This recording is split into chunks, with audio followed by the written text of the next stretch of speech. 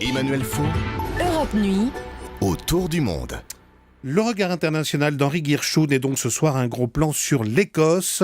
À 3 semaines du référendum sur l'indépendance prévu le 18 septembre, la fièvre monte à Édimbourg, comme à Londres d'ailleurs. David Cameron, le Premier ministre britannique lui-même, s'est rendu aujourd'hui à Glasgow pour y défendre la sauvegarde du Royaume-Uni et les mérites du marché unique britannique. Alors, on parlait à l'instant, Henri, de la désintégration de 3 États arabes. Est-ce que l'Europe est sur le point d'assister à la naissance d'un nouvel État en son sein ? On n'en est pas encore là, mais ce n'est plus tout à fait improbable. Alors c'est vrai que cette histoire paraît un peu folle, surtout vu de chez nous, je veux dire de Paris, capitale mondiale du jacobinisme. Comment croire que cette Écosse et ses 5 petits millions d'habitants puissent demain claquer la porte du Royaume-Uni ? D'ailleurs, Emmanuel, si vous m'aviez posé la question il y a encore 3 mois, j'aurais répondu « no way », aucune chance, car tous les sondages donnaient au moins 20 points d'avance aux partisans du non. Alors, qu'est-ce qui a changé depuis ?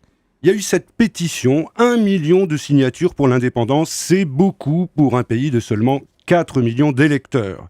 Mais surtout, il y a eu la surprise de ce deuxième débat télévisé, remporté haut la main par le Premier ministre écossais Alex Salmond, le chef des séparatistes.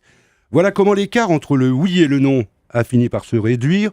Voilà pourquoi David Cameron, le Premier ministre britannique, a jugé nécessaire de faire aujourd'hui le voyage de Glasgow. Au fond, Henri Guirchoun, d'où vient ce rêve d'indépendance des Écossais ? Je dirais qu'il y a d'abord le poids de l'histoire et plus encore la nostalgie de cette histoire. Même si, rassurez-vous Emmanuel, personne au Royaume ne se croit revenu au temps du film Braveheart.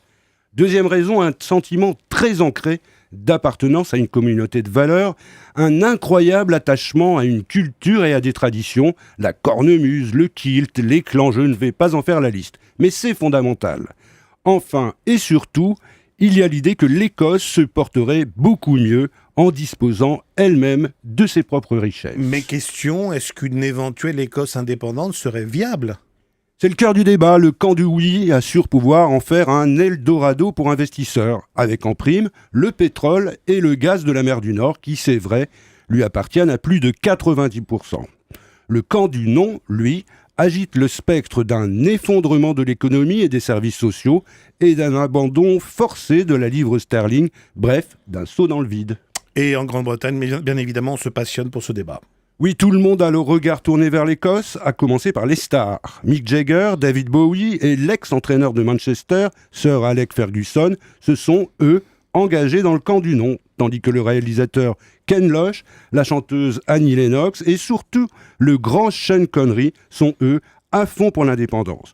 Mais tout de même, Emmanuel, vous voyez d'ici le vrai James Bond faire irruption dans le bureau de M, sa patronne, et lui annoncer que pour lui, le service de Sa Majesté, c'est fini. Shocking, non ? Oh yes, thank you, Henri Guirchoun, et à lundi.